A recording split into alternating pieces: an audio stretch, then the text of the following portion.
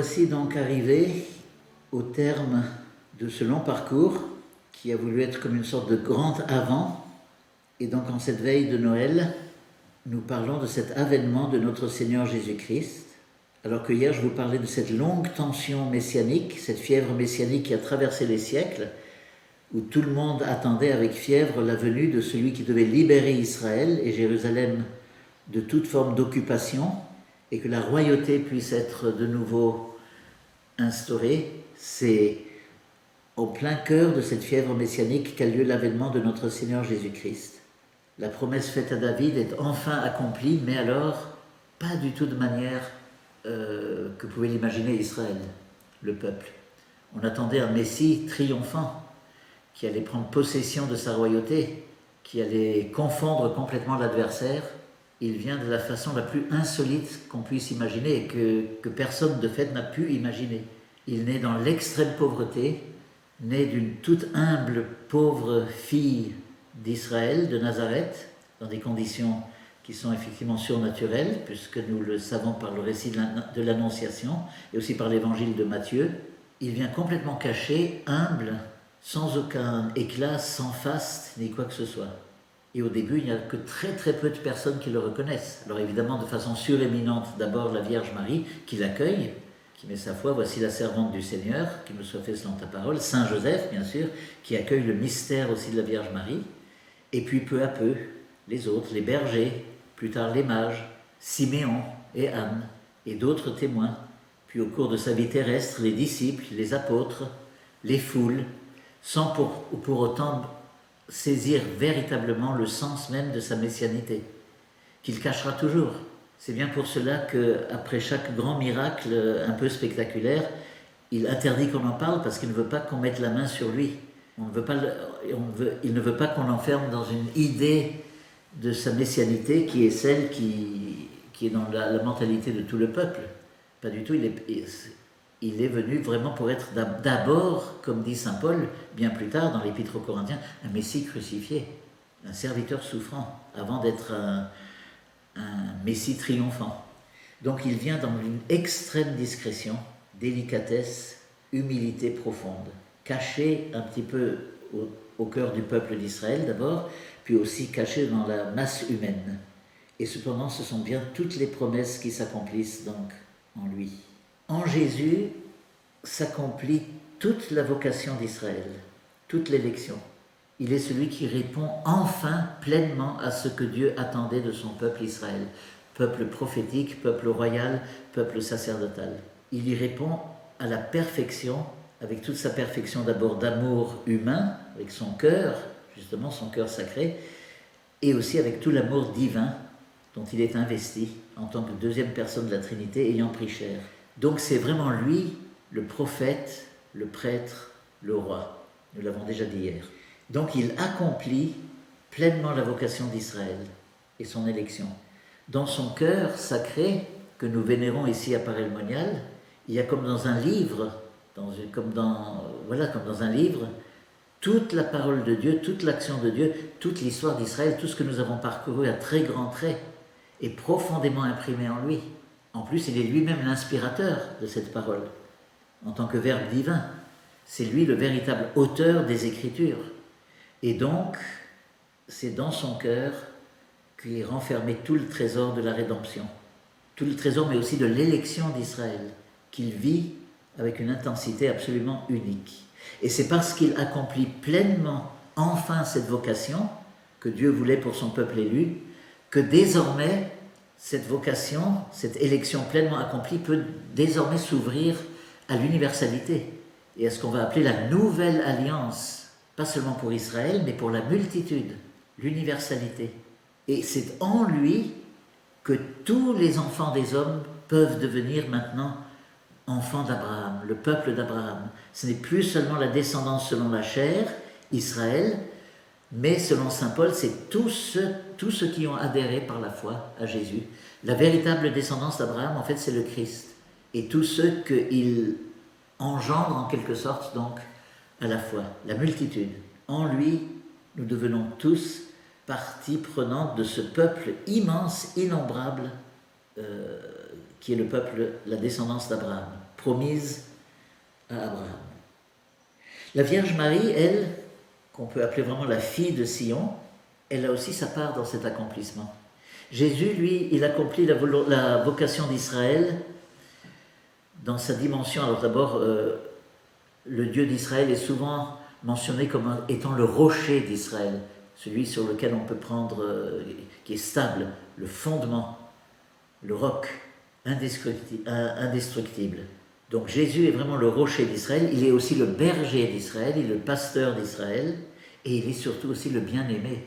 Tout le cantique des cantiques, en fait, déjà dans la tradition juive, est considéré, est interprété comme un dialogue entre Dieu, qui est le bien-aimé, et le peuple qui lui répond et qui est la bien-aimée. Et donc, il est le bien-aimé, mais alors dans ce cas-là, la bien-aimée, c'est vraiment la Vierge Marie par excellence.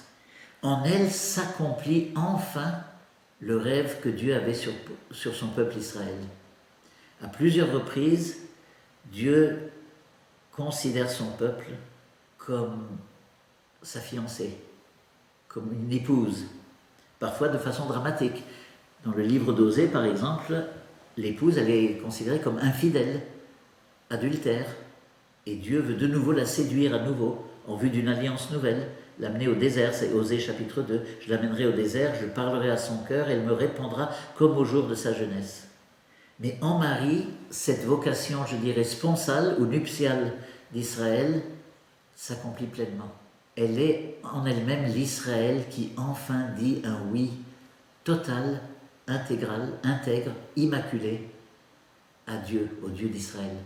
Elle donne enfin la réponse que Dieu attendait depuis que déjà Abraham avait donné. On avait déjà fait un parallèle entre Abraham et Marie, mais sinon, avec toutes les aléas de l'histoire, les péchés d'Israël, les trahisons, les infidélités, etc., en Marie, alors, Israël donne son oui définitif à Dieu, qu'elle considère donc comme son époux, comme son maître. Et donc la vocation nuptiale s'accomplit pleinement en Marie.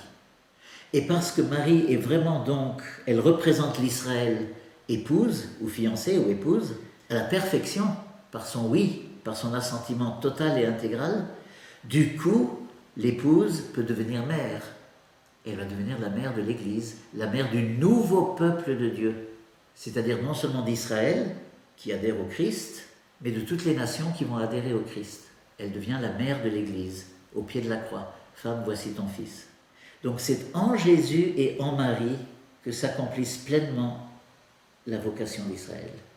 Mais tout cela a été préparé, et là encore je me réfère à toute la généalogie de Matthieu, tout cela a été préparé par toute cette histoire qui a commencé avec Abraham et qui habite dans le cœur de Jésus et dans le cœur immaculé de Marie, dans la mémoire immaculée de Marie, qui conservait toutes ces choses, dit-on.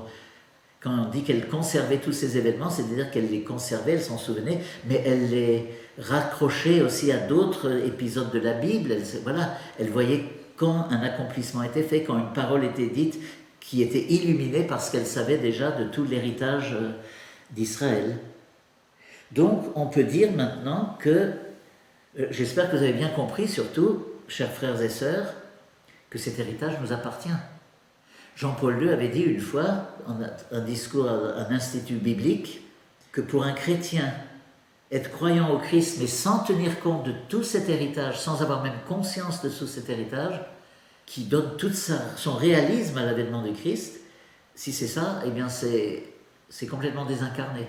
Ce serait une religion spiritualiste, et une fois un théologien a dit communier au Christ sans avoir conscience qu'on communie à tout ce qui a précédé, tout ce qui a préparé, tout ce qui a fait la substance même de la vie même du Christ, au regard de la loi, etc.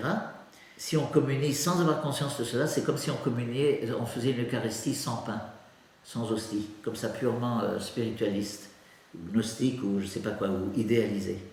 Donc tout ce que nous avons vu là habite dans le cœur de Jésus. Je dirais, pour synthétiser, le cœur de Jésus, le cœur humain de Jésus, a été façonné bien sûr dans le cœur de la Vierge Marie, dans le sein de la Vierge Marie, mais surtout, je dirais que le cœur de Jésus a été façonné par toute l'histoire d'Israël. Il suffit de voir d'ailleurs toutes les citations que Jésus fait lui-même de la parole. et surtout sur la croix. Mon Dieu, pourquoi m'as-tu abandonné? Il cite le psaume, le fameux psaume, et beaucoup de choses, il cite beaucoup l'Écriture. Mais c'est parce qu'elle habite dans son cœur, elle est imprimée dans son cœur, il la vit. Et donc, comme je l'ai dit, cette histoire et cette vocation, cette élection d'Israël, elle est devenue la nôtre dans le Christ et dans l'Église. Et demain, lorsque nous fêterons l'avènement de Jésus, en ce monde, sa naissance, c'est toute cette histoire dont il est l'accomplissement que nous accueillons. Tout ce qu'il a préparé, tous ses détours, ses aléas, ses drames, ses joies, ses moments de gloire, ses moments d'épreuve, etc. Depuis Abraham, comme nous le rappelle encore une fois la généalogie de Matthieu, qui est la première lecture choisie pour la première messe de Noël, la messe de la veille au soir, messe dite de l'Emmanuel. Donc, c'est cette histoire et cette vocation qui est devenue la nôtre dans le Christ et dans l'Église. Pour le dire autrement, le Père a façonné l'humanité, l'incarnation de son Fils, à travers toute l'histoire d'Israël. Et c'est pour cela, je reviens un petit peu sur ce thème douloureux et encore beaucoup trop actuel de l'antisémitisme. Je vous disais que ce n'était pas un racisme classique, il est d'ordre spirituel. Jean-Paul II a pu dire, dans un discours improvisé en Pologne, que pour un chrétien, l'antisémitisme était un très grave péché parce qu'il disait que c'est une atteinte directe au mystère de l'incarnation du Christ, qui est né juif. Et c'est à partir de lui qu'a lieu tout le salut, toute l'expansion, la communication du salut. Donc c'est Israël qui a permis, bien sûr en Jésus et en Marie, l'enfantement de la nouvelle alliance et la rédemption universelle du monde entier.